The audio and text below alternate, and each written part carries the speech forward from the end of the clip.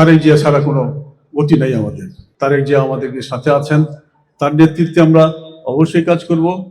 আপনারা জানেন আজকে এখানে কোনো রাজনীতি নয়, এখানে রাজনৈতিক বক্তব্য নাই। আজকে শহীদ প্রেসিডেন্ট জিয়াউর রহমানের পত্নী ম্যাডাম খালেদা জিয়ার সম্বন্ধে আপনারা সবই ইতিপূর্বে শুনেছেন। আপনারা জানেন সে অসুস্থ অবস্থায় এবার কেয়ার হাসপাতালে ভর্তি আছেন। তার জন্য আমরা দোয়া করবো। এই এলাকার মাদ্রাসার ছোট ছোট কোমলমতি শিশুরা যারা এখানে আছেন তারাও দোয়া করবেন।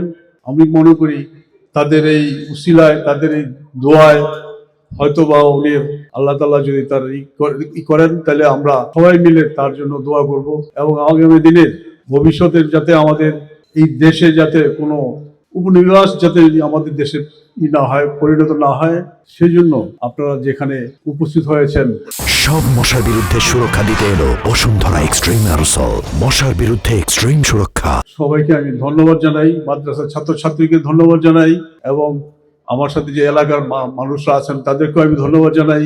তারপরও আমি বলবো আপনারা যদি মনের থেকে দোয়া করেন ওনার জন্য, আমি কোরআন খানির খতম দেওয়া হয়েছে তার জন্য। তারপর আপনারা জানেন এই তারেক রহমানের নেতৃত্ব ছাড়া আমাদের কোনো গতি নাই এখন। এটাও জানেন যে আমরা যে এখানে উপস্থিত হয়েছি জানেন, আমরা আগামী কিছুদিন পরে এটা কি অবস্থা হবে জানি না। তাকে বিদেশে নিয়ে যাওয়ার কথা আছে, লন্ডন নিয়ে যাওয়ার কথা আছে, সেটাও এখনো কিছু হয় নাই। কাজেই আমি আপনাদেরকে যারা আছেন বর্তমান সময়ে যেভাবে প্রতিক্রিয়া হচ্ছে, আমি মনে করি এখানে তারেক জিয়া ছাড়া কোনো গতি নাই আমাদের। আগামী দিনের প্রতিশ্রুতি নিয়ে তারেক জিয়া আমাদেরকে সাথে আছেন, তার নেতৃত্বে আমরা অবশ্যই কাজ করব।